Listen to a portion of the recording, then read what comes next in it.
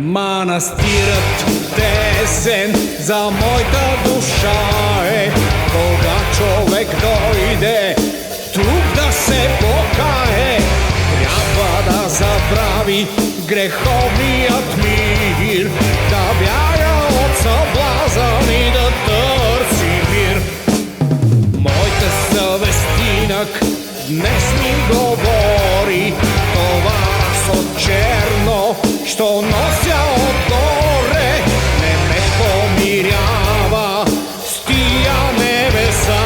И когато в храма дигна си гласа и да пея Богу да получа рая, мисля, че той слуша тия што ридаят. Тоя доплачевен живот нетърпим и моята молитва се гори ка дим.